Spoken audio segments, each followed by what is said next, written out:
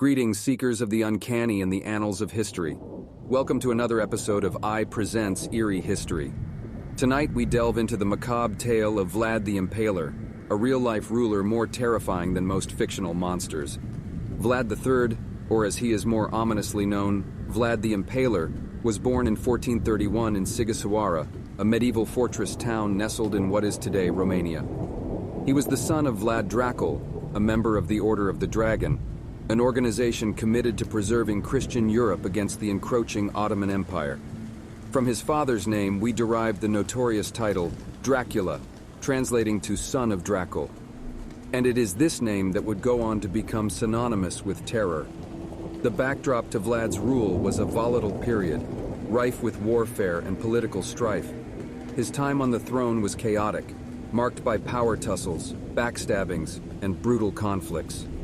He is most remembered for his unyielding resistance against the Ottomans and the fearsome reputation he cultivated to maintain power. Vlad's brutal approach to maintaining order and his horrifying tactics make him a figure of fear.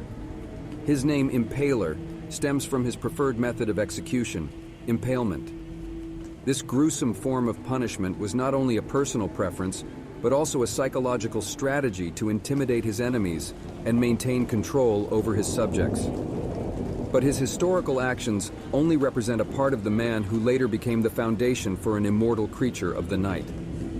Yet his reign's brutality was such that it imprinted itself in the folklore of the region, cementing his notoriety for generations to come. So how did the jump happen from Vlad III, a ruthless mortal ruler, to the undead, bloodthirsty Count Dracula? This transformation is a testament to the enduring power of stories and the uncanny ability of humans to blend reality and fiction. Let's unravel this mystery. Irish author Bram Stoker, the mind behind the 1897 novel Dracula, had never set foot in Transylvania, the setting of his book. However, he was most likely influenced by the accounts and folklore surrounding Vlad, shaping these elements into his iconic vampire character.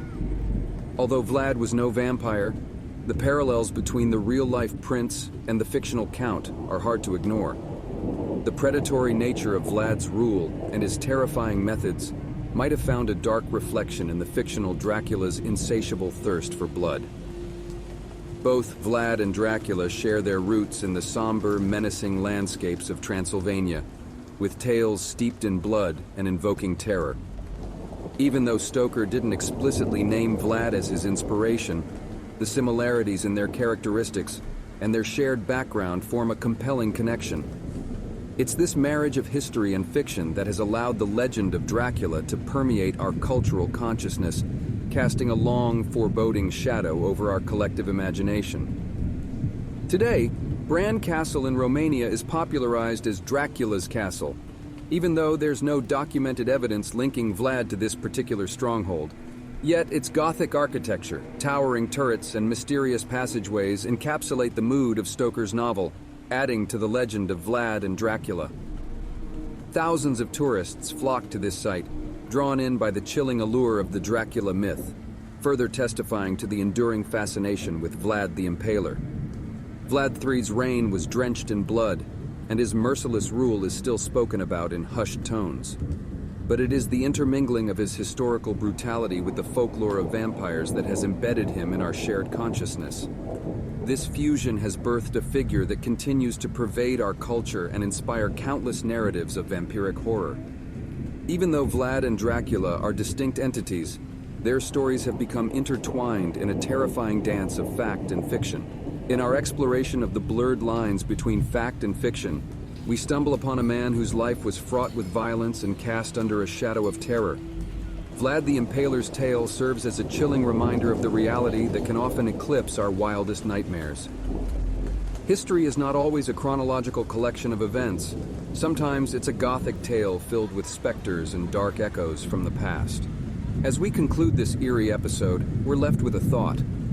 Could the monsters we conjure in stories merely be reflections of the very real monsters that once walked amongst us?